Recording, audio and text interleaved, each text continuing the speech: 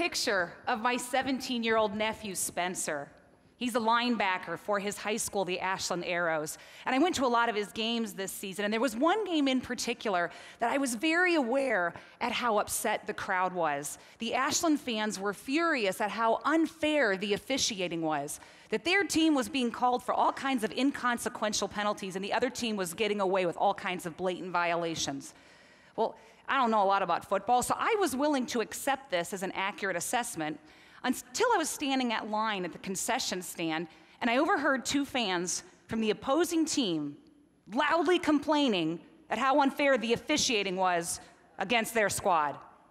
That in their mind, Ashland High School was getting away with murder, and their team was being called for all these things that just weren't even happening in the first place. And I was flummoxed. Were we even watching the same game? How could two different sides be watching the same chain of events and draw two completely opposite conclusions? It's odd, isn't it? This thing that we call bias, those natural tendencies that limit or even prohibit our ability to be as objective as we think we can be. That no matter how reasonable or logical we think we are as adults, when it's our nephew or our kid out there on that football field, we can't help but operate from a place of subjectivity. So does bias have power outside football fields as well? A lot of you might remember the story of Dr. Sam Shepard, Cleveland, Ohio, convicted of murdering his wife in '54. A lot of you remember this one, yeah. When the Supreme Court later overturned that murder conviction, they did so in part citing the extreme bias of the local newspaper. That throughout the investigation, even before anybody was charged with a crime, Clevelanders were waking up in the morning, including potential jurors, reading headlines like these in the then local newspaper. Why isn't Sam Shepard in jail? Or, quit stalling, bring him in. When the Supreme Court overturned a murder conviction, they did so not because of undue process or ineffective counsel, but because of the bias of the local media. It would be easy then to conclude, wouldn't it, that bias is inherently bad, that we should at all costs eradicate it from our lives. But I would argue to some degree that some bias is necessary for things like species survival, societal structure, frankly, even our own personal happiness. I know I personally am pretty glad that my natural leanings lead me to exist on foods like these instead of maybe the tree bark or the roadkill that some species exist on, right? Or that our natural proclivities are even the glue that holds families together. That our propensity toward our loved ones, the people that we share our lives with, is what leads us to provide for them, to protect them above and beyond, let's say, strangers we just met on the street. So in the workplace, too, bias can have both negative and positive consequences. Picture for a minute the CEO who overrides every idea brought to him that smacks of creativity, relying instead on the tried and true, the sound and the reliable. What's the result? Eventually, you're going to stop bringing creative ideas to the table if you're pushed down long enough, right?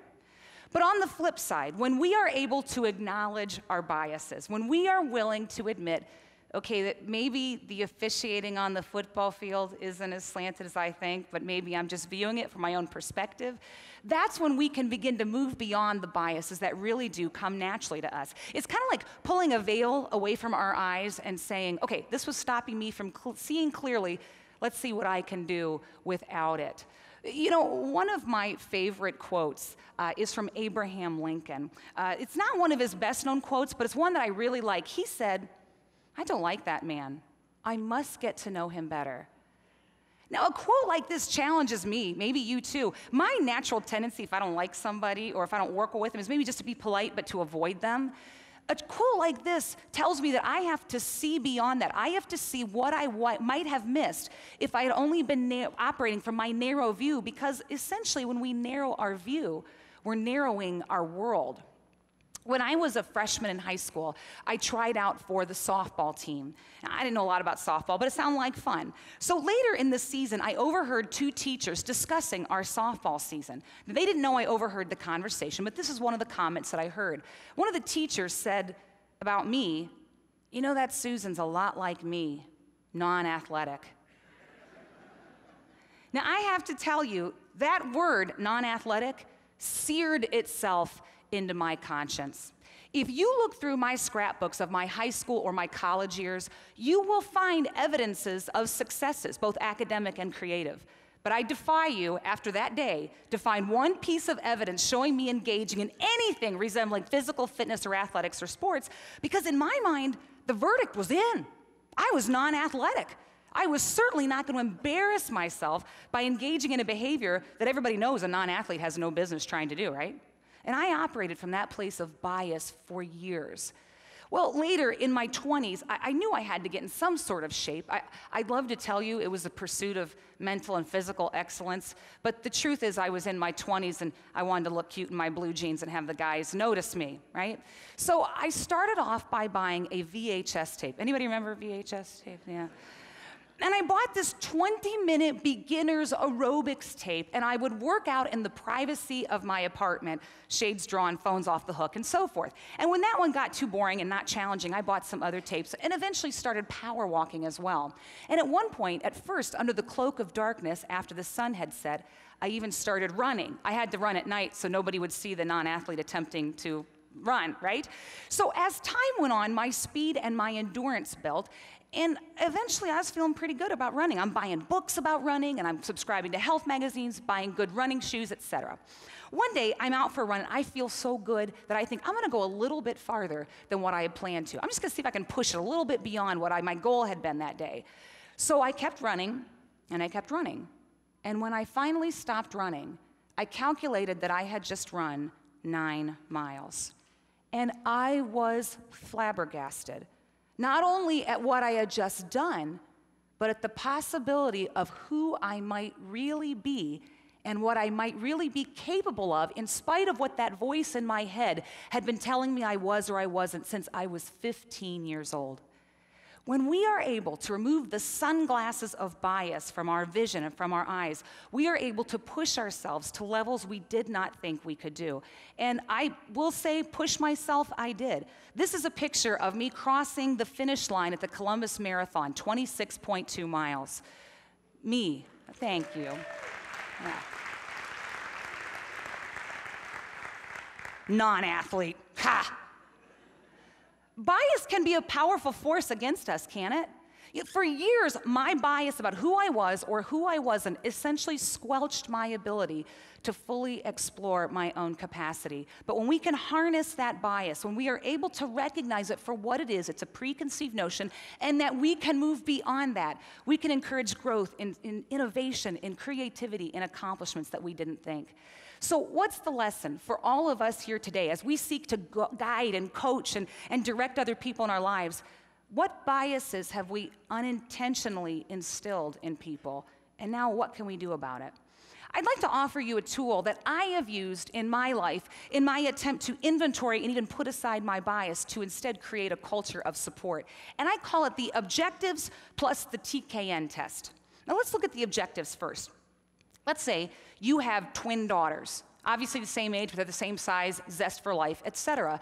And one daughter is enamored of dance classes and wants to take lessons all of her life, and you completely understand and support this because you yourself took dance lessons for all of your growing up years. Your other daughter, on the other hand, is more inclined to rough and tumble play and is asked to try out for the grade school co-ed football team.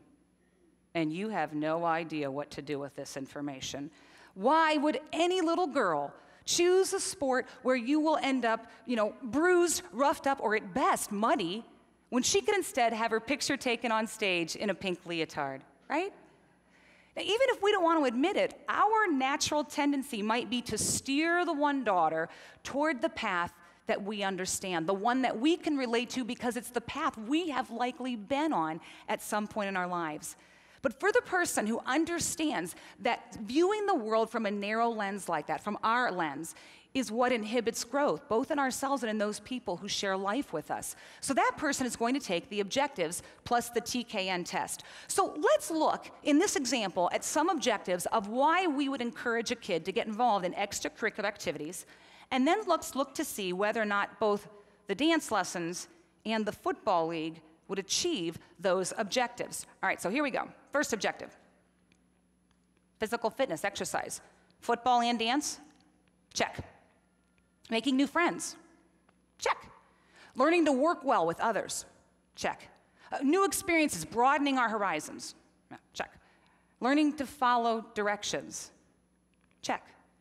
When we hone in on the objectives, when we are focused instead on what it is that we want to accomplish instead of just our preferred method for accomplishing that, that's when we can move beyond that bias that sometimes captures us. So then that brings us then to the TKN.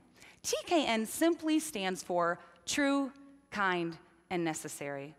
I would like to challenge all of us for the rest of our lives before we speak, whether it's to a family member or a colleague, a staff member or a friend, to first ask ourselves this question: is what I'm about to say true?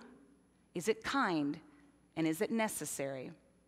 If we answer no to any one of these, chances are we are operating from a place of subjectivity, and we probably shouldn't be speaking at all in that moment, maybe listening instead. There's an old Spanish proverb that says, "Do not speak unless you can improve upon the silence." The more that I put the objectives plus the TKN test into application in my life, the more I realize how many situations in my life there are that I have absolutely no business talking at all. Now, I recognize you are going to differentiate in your lives and in your career between, let's say, bias and maybe market research. Obviously, you're going to consider client needs, et cetera. But the point is, we have to cement our guidance in the objectives and then overlay it with the TKN. Now, I will admit to you that if I have any expertise in this area at all, it is born partly of failure. I have a cousin, she's 16 years old, and I have really tried over the years to build a relationship with her, to be somewhat of a mentor to her. Her mom walked out on them when she was 2 years old, and even though she talks to her mom and sees her a couple times a year, she's needed an adult woman in her life to look up to and to be a confidant, et cetera, and I've tried to be that for her. Well, one day, my cousin sent me a text, and there was a picture attached to it, and the text read this: LOL, do you like my new dress? Smiley face. And I opened the picture and I got a good chuckle out of it. I'll show you the picture in a minute here, but basically I was thinking to myself, she's doing the same thing I used to do when I was a teenager. When I was in high school, my friends and I used to go to the mall or some specialty store, and we would try on the craziest get-ups we could find. We would take pictures of each other, laugh hysterically, and then go out for pizza. So when she sent me this picture, I thought to myself, bless her heart. She's doing the same thing. They're off having a good laugh and just being silly, crazy high school kids, and she wanted me to share in the fun and the joy. So to her question, LOL, do you like my new dress, smiley face, I laughingly responded back, sure, if you're 4 years old and in the ballet. And she texted me back and said, my mom's in town, bought me that dress for the school dance.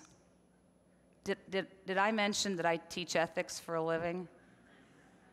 That I'm devoting my career to helping other people do the right thing? Anybody can say irony here?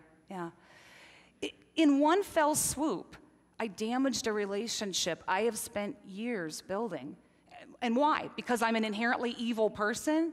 No, it's because I was operating from my own level of bias. My bias about how teenagers spend their time, by what's funny or what's not funny, my bias about how fashion ought to look, even my bias about how a mother ought to show love to her teenage daughter.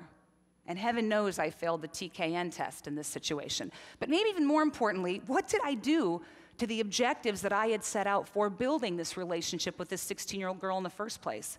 What about objectives of like demonstrating to her that some adults can be trusted, that not all adults will hurt you, and that some people actually think before they speak? Now, I'm glad to report that my cousin and I have made great strides in repairing this relationship. And as a result, we've had some great talks about things like bias and what does it mean when adults make mistakes and want to make reparations, and that some grown-ups are not actually beyond redemption. But how am I any different than the John Edwards of the world, the Richard Nixons, the Tiger Woods, the Jim Tressells, who have actually accomplished amazing things but are now known for their last worst act? Acting out of bias. So whether you are a texter, a CEO, an engineer, an artist, or a mom, understand that bias is real and that it does have power, but that you have a choice in how it plays out in your life. So as you leave here today, don't try to deny or erase your bias, Just know where it hides and how it can hurt and how it can help. Thank you.